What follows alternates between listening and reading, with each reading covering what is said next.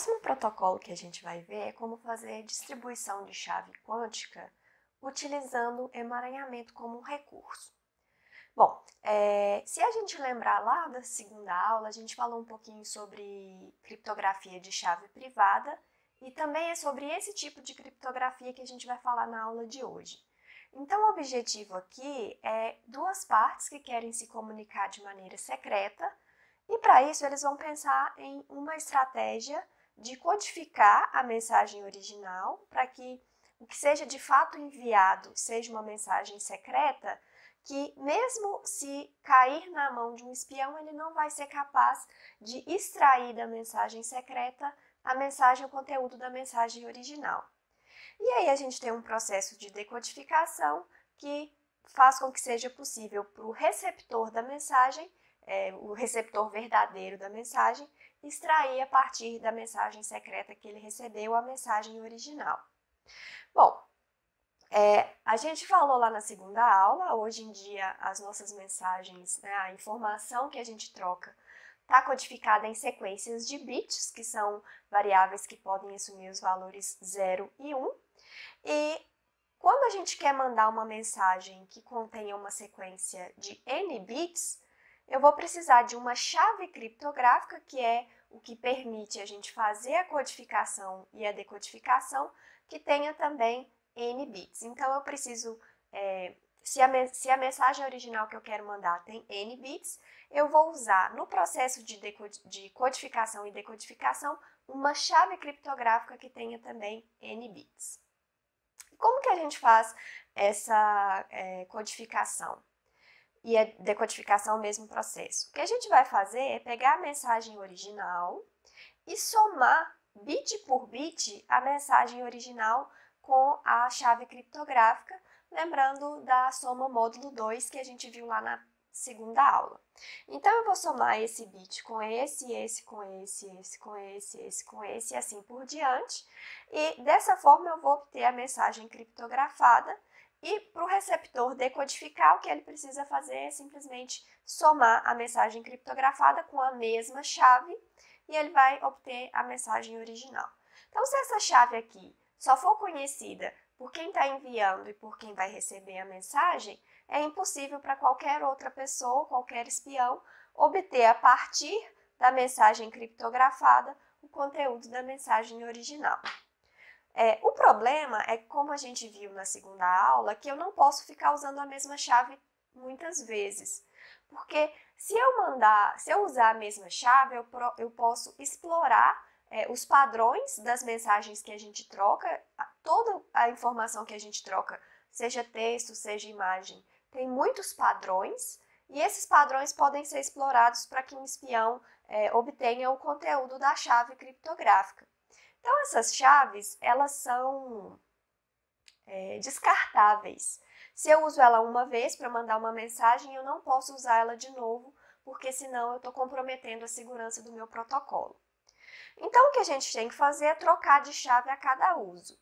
E isso garante a segurança da comunicação, mas traz um problema de ordem prática, porque a cada vez que eu precisar comunicar, eu tenho que estabelecer uma chave criptográfica entre as duas partes que querem trocar essas mensagens.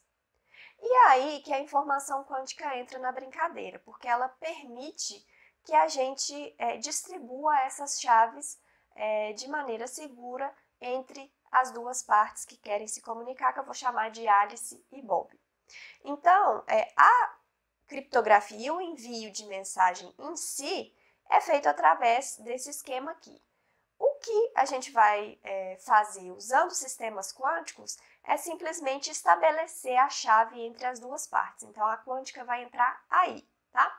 Então, o nosso objetivo é estabelecer uma sequência de bits que é perfeitamente correlacionada entre Alice e Bob. Então, os mesmos valores da sequência da Alice têm que ser os valores da sequência do Bob, para eles poderem usar essa sequência como chave. Então, a cada vez que eles precisam se comunicar, eles vão fazer o protocolo que eu vou mostrar agora, para estabelecer a chave e depois fazer essa codificação e decodificação usando a soma módulo 2. Bom, então, o que a gente chama de criptografia quântica é uma maneira de estabelecer essas chaves criptográficas para fazer essa criptografia de chave privada. E o que a gente vai usar no protocolo que eu vou mostrar para vocês como um recurso é o estado Φ+, tá? E a gente vai usar testes para Alice e Bob, então eu vou supor que Alice e Bob compartilham um par de qubits no estado Φ+, e eles vão realizar testes X ou Z em cada um dos seus qubits. Então, vamos ver o que acontece. A gente já fez essa continha antes, mas vamos fazer de novo, porque ela é muito importante para o que a gente vai falar daqui a pouco. Bom, então vamos ver o que acontece com o estado Φ+, quando eu faço testes X e Z em cada um dos qubits, tá? Então, vamos primeiro falar do teste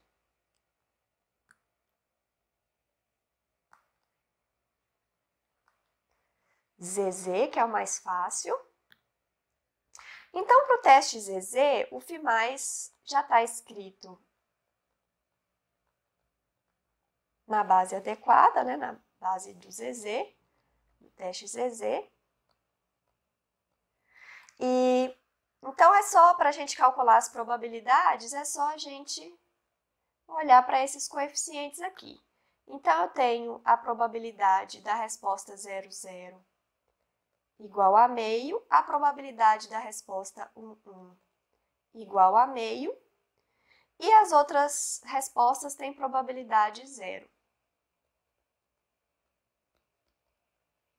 Então, o que a gente observa aqui é que as respostas de um teste ZZ no estado Φ+, são sempre correlacionadas para as duas partes. Então, se a Alice obtém 0, o Bob vai obter 0 também.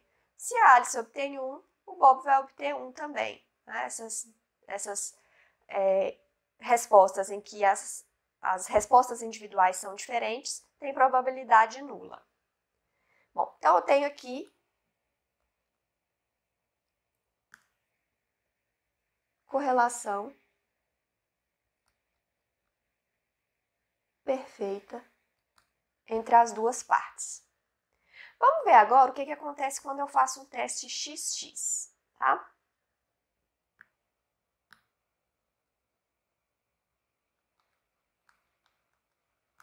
Bom, então o Φ+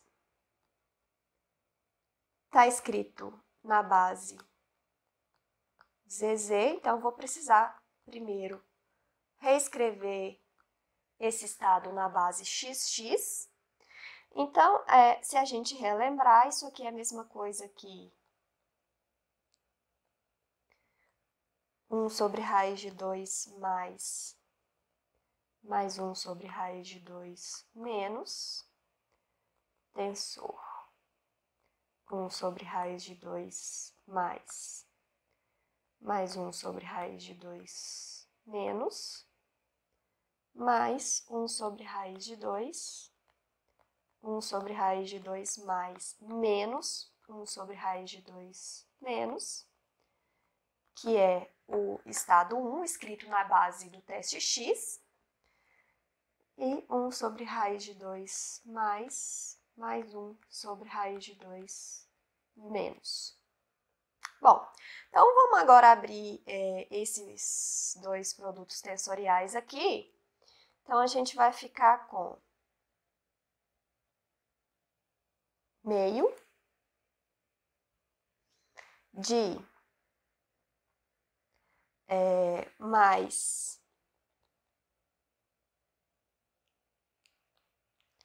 mais que é esse termo aqui com esse, e agora vamos fazer os outros, mais menos, mais menos mais menos menos.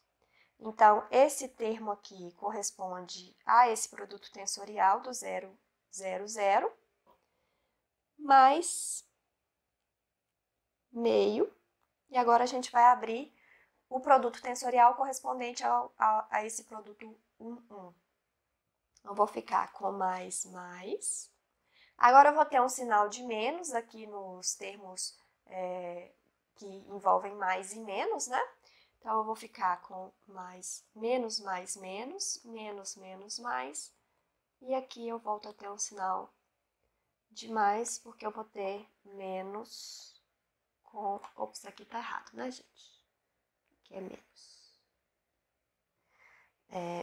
Menos. Ok, então agora se a gente somar esses dois...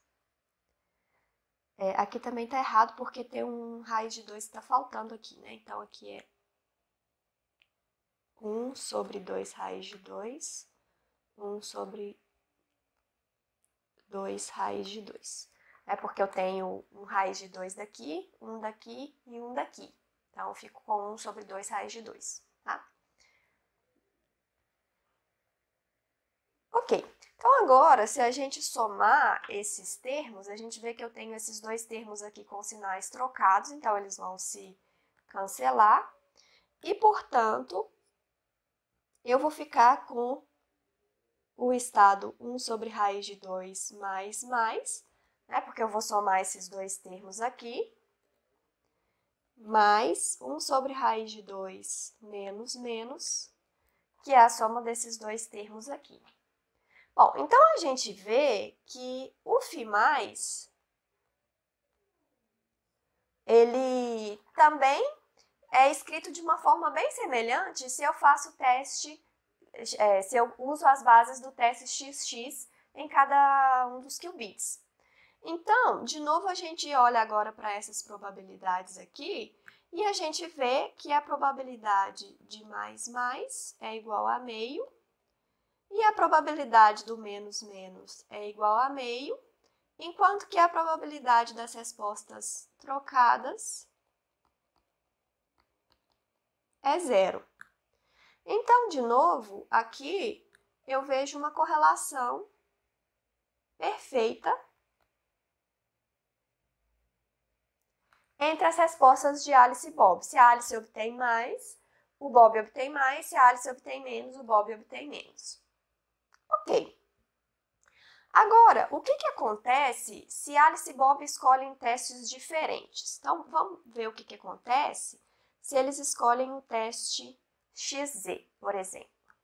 Então, agora eu vou trocar para a base X só no primeiro qubit, tá? Então, eu vou ficar com φ+, é 1 sobre raiz de 2, 0, mais 1 sobre raiz de 2, 1, que é a mesma coisa aqui, 1 sobre raiz de 2. Então, agora eu vou passar para a base X no primeiro qubit. Então, 1 sobre raiz de 2 mais 1 sobre raiz de 2 menos, tensor 0, mais 1 sobre raiz de 2 vezes 1 sobre raiz de 2 mais menos 1 sobre raiz de 2 menos, tensor 1. Então, vou deixar o segundo qubit na base Z. Então, isso aqui vai me dar meio de mais 0, mais meio de menos 0, mais meio de mais 1, menos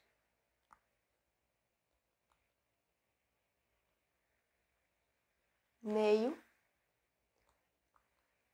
de menos 1. E, de novo, agora a gente olha para esses coeficientes aqui, e agora a gente tem todas as respostas possíveis. Então, esse é o estado φ+. Agora, a gente tem todas as respostas possíveis para esse teste XZ, menos 0. Todas essas respostas com a mesma probabilidade 1/4. Então, a gente vê que não há correlação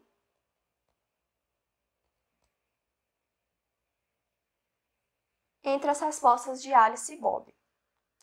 Bom, então, Então, a gente vai usar agora essas características do teste do estado FIMAIS para fazer distribuição de chave, tá? Então, vamos só recapitular aqui o que a gente acabou de ver, a continha que a gente acabou de fazer. A gente escreveu esse estado tanto na base XX quanto na base ZZ. A gente vê que existe uma correlação quando esses testes são iguais. Então, quando eu tenho o teste ZZ, as respostas de Alice e Bob são sempre iguais. Quando eu tenho o teste XX, as respostas de Alice e Bob são sempre iguais. Mas se eu tiver o teste XZ ou o teste ZX, eu não tenho correlação nenhuma entre as respostas de Alice e Bob. Qualquer resposta pode acontecer com a mesma probabilidade 1/4. Bom, então essa propriedade do estado FIMAIS é a base para o protocolo de distribuição de chave quântica que é conhecido como Eckert 91, por causa do físico que desenvolveu esse protocolo, que é o Arthur Eckert, e do ano em que esse protocolo foi desenvolvido. Bom, então como que esse protocolo funciona? Então, o primeiro passo são as partes envolvidas receberem os qubits no estado FIMAIS. Então, é o estabelecimento do recurso. Então, eles começam tendo esse estado como um recurso para o restante do protocolo. O segundo passo é agora Alice e Bob escolherem realizar um teste X ou Z aleatoriamente e independentemente um do outro. Então, a Alice faz a escolha dela sem saber qual é a escolha que o Bob está fazendo, e eles vão medir cada um dos seus qubits usando o teste escolhido. E ao final desse processo, Alice e Bob possuem uma sequência de bits, né? Uma sequência de respostas que são variáveis que podem assumir dois valores. Aqui a gente está usando os símbolos mais e menos para o teste X, mas a gente pode fazer uma conexão associando mais com 0 e menos com 1. Então, tem uma sequência de bits essencialmente, tá? Ok. Então, quando é que Alice e Bob têm certeza de que os bits que eles possuem nessa sequência de respostas são iguais? Então, pela continha que a gente viu, existe correlação entre as respostas quando eles fazem os testes iguais, ou o teste ZZ ou o teste XX. Enquanto que se eles escolherem testes diferentes, eles não vão ver correlação entre as respostas. Então, eles sabem que eles têm exatamente os mesmos bits quando eles realizaram os mesmos testes, tá? Então, quando eles fizeram o teste XX ou quando eles fizeram o teste ZZ. Bom, então agora o terceiro passo é o seguinte: eles vão anunciar publicamente, ou mandar um e-mail, ou fazer uma ligação, uma chamada telefônica, uma mensagem de WhatsApp, e eles vão contar um para o outro quais foram os testes que eles realizaram em cada rodada. Então, o protocolo funciona assim: Alice e Bob têm vários qubits no estado FIMAIS. Em cada par desses, eles escolhem medir X ou Z. Então, em alguns desses pares, eles vão medir XX, em outros eles vão medir ZZ, em outros eles vão medir X e Z, ou Z e X. Então, eles vão anunciar os testes, não as respostas dos testes, porque toda essa comunicação ela pode estar sendo interceptada pelo espião.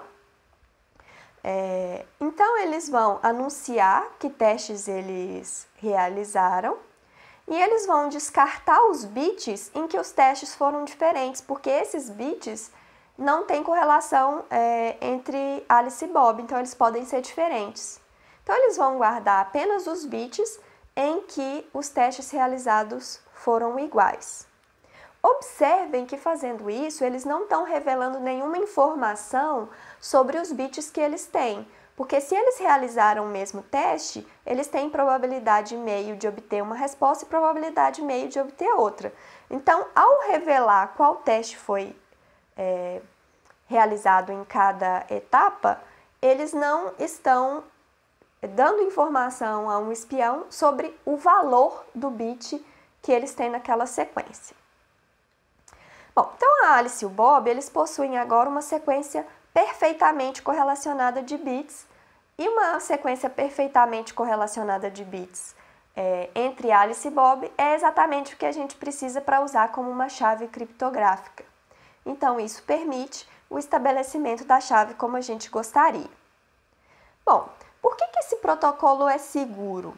Por que isso é melhor do que simplesmente enviar a chave pelo WhatsApp ou alguma coisa que a gente não tem segurança que pode ser interceptada? Esse protocolo é seguro porque a presença de uma espiã vai alterar as correlações entre as respostas de Alice e Bob. Então, vamos ver por quê. Bom, então, vamos imaginar que antes do Bob receber... Então, aqui está o Bob. Antes do Bob receber o qubit dele, eu tenho uma espiã interceptando esse qubit. E vamos supor que a Alice está aqui embaixo, né? Então, vamos supor que essa espiã intercepta o qubit que deveria ir para o Bob e age nesse qubit antes que o Bob possa fazer a medição dele. Vamos supor que a Alice escolheu medir X e que o Bob escolheu medir X, tá?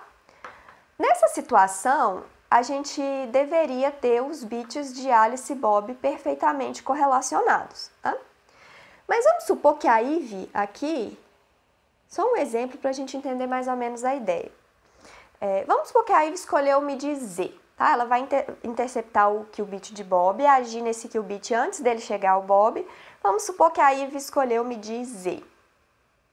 Então, aqui a gente tem um estado φ+, um dos qubits indo para o Bob, mas passando pela Ivy antes, e um dos qubits indo para a Alice. Mas quando Ivy e Alice escolhem XZ, a gente pode, por exemplo, ter a resposta 0 mais, ok? Então, a resposta da Alice foi mais para o teste X. E agora vamos ver o que acontece com o Bob. O Bob, como a Ivy interceptou o qubit que ia para ele não está recebendo mais um qubit correlacionado com o qubit da Alice. Ele está recebendo esse estado final aqui, depois do teste Z da Ivy, e agora ele vai realizar o teste X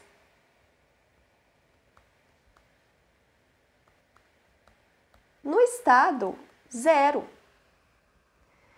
E existe aqui a possibilidade de obter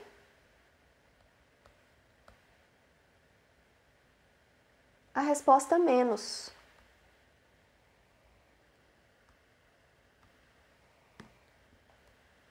Então, o que acontece aqui? Se a Ivy está interceptando o qubit de Bob, a presença dela agora pode ser percebida porque numa instância em que Alice e Bob escolhem medir o mesmo teste, eles deveriam obter respostas correlacionadas, mas a presença da Ivy cria uma possibilidade em que as respostas deles são diferentes. Tá? Então, a Ivy ela atrapalha a correlação entre Alice e Bob. Bom, é claro que para provar a segurança de fato desse protocolo, eu preciso supor que a Ivy pode fazer qualquer coisa dentro das regras da física quântica. Então, existem provas formais dando esse poder à Ivy, eu não vou entrar em detalhes aqui, mas imaginando que a Ivy pode me dizer o X, já dá a gente a ideia que está por trás da demonstração de segurança desse protocolo. Bom, então, a presença da Ivy, da espiã, altera as correlações entre as respostas de Alice e Bob. E aí, Alice e Bob, eles podem agora verificar a presença dessa espiã ou de erros experimentais quaisquer, né? Não necessariamente essa correlação pode ser atrapalhada só pela presença de uma espiã. Qualquer erro ou problema no aparato experimental pode ser verificado dessa forma. Então, a Alice e o Bob, no quarto passo, eles vão sacrificar um pedaço da chave, então eles vão retirar um pedaço dessa chave que não vai ser usado mais como chave, vai ser usado como uma verificação de erro, né? E essa fração dos bits, eles vão anunciar publicamente, por isso que eles não podem usar mais esse pedaço como parte da chave. E aí, eles vão comparar esses bits, que deveriam estar perfeitamente correlacionados, porque eles já estão considerando só os casos em que eles mediram o mesmo teste. E se esses bits não forem correlacionados uma taxa suficiente de segurança, eles sabem que existe um problema, ou uma espiã, ou algum erro experimental, e aí eles vão abortar o protocolo porque eles sabem que a chave deles não é correlacionada o suficiente. E aí, qualquer erro, tanto da presença do espião quanto erros na implementação, podem ser verificados nesse processo. Se esses bits estiverem bem correlacionados, se tiver pouco erro, eles continuam com o protocolo, senão eles abortam e tentam melhorar a segurança ou melhorar a taxa de erros do aparato experimental que eles estão usando. Então, se a gente tem um espião, qualquer erro, eles conseguem verificar isso porque os bits não vão estar mais perfeitamente correlacionados.